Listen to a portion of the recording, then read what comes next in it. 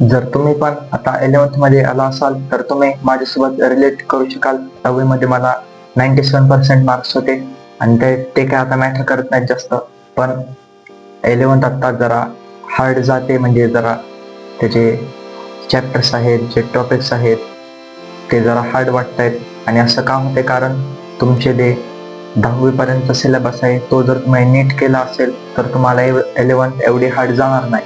पण जर थोड्या कॉन्सेप्ट तुमच्या क्लिअर नसतील, तुम्ही टॉपिक्स नीट लर्न केले नसतील 10वी पर्यंतचे, तर तुम्हाला ऑब्विसली 11th थोडी हार्ड जाईलच.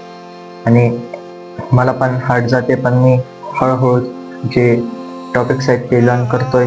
सिलेबस हळूहळू आता समजू लागलाय.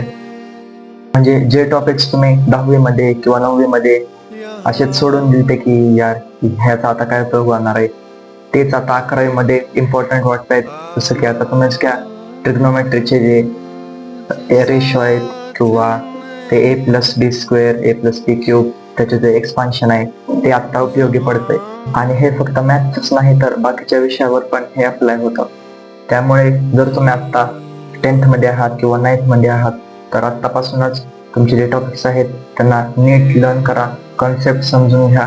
आणि जर आत्ता 11th मध्ये आहात तर आता करावंच लागेल स्टडी तेवढं, नाहीतर समजणार नाही.